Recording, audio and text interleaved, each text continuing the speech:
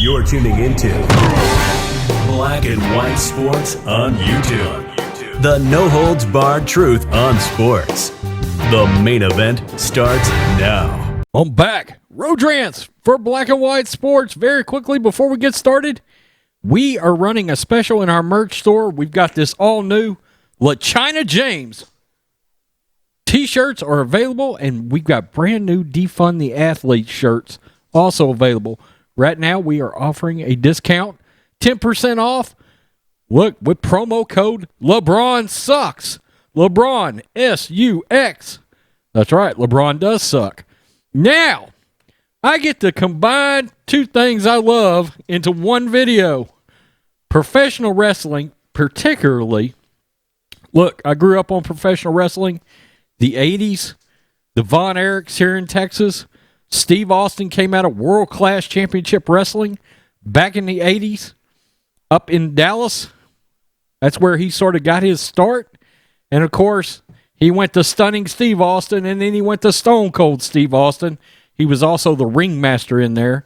And Stone Cold is my favorite wrestler of all time. Now, my favorite era of wrestling is back in that great Monday Night Wars, Monday Night Ratings Wars era. Raw is War versus WCW Nitro. That was back when the WWE was the WWF.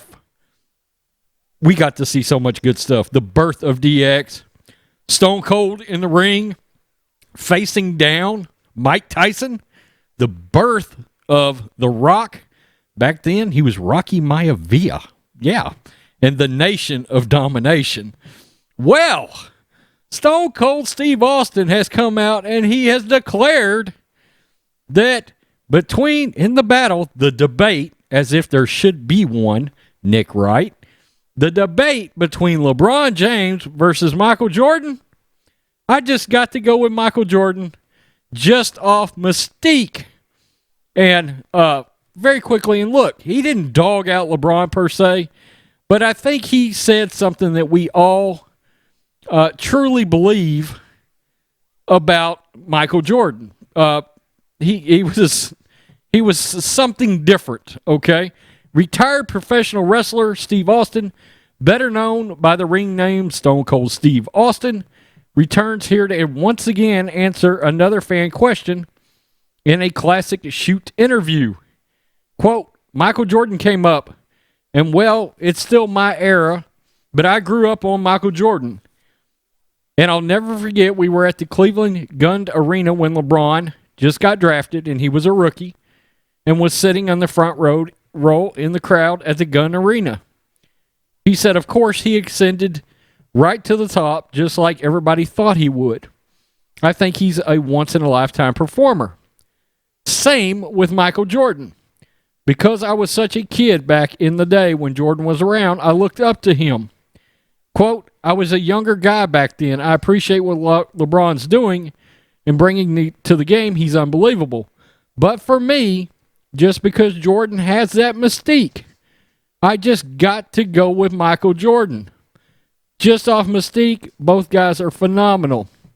And they go on to talk about LeBron James being the reigning NBA Finals MVP. And that's the thing about Jordan. There was something magical about Jordan almost. And look, Jordan built his league up, right? Jordan raised his league to the pinnacle. Whereas LeBron James has, in many ways, single-handedly destroyed the NBA. Now, I was looking at some numbers, and some things involving Michael Jordan were just unbelievable. Unbelievable to even talk about. I think sometimes part of us kind of forgets. We remember, number one, Michael Jordan was a competitive bulldog. Reminds me of Tom Brady, okay? In my opinion, I may get dogged out for this. That's fine. Tom Brady and Michael Jordan are the two greatest ever, okay? The two greatest ever. And the one thing they have in common is unbelievable competitive fire. The will to reach inside you and pull your guts out and show them to you. Atlanta Falcons, do you remember that? So, never give up. Never give up. And something I want to bring up. We have talked about how LeBron James and his social justice narrative, his talking his mad shit about the police, and all these things have ruined the NBA.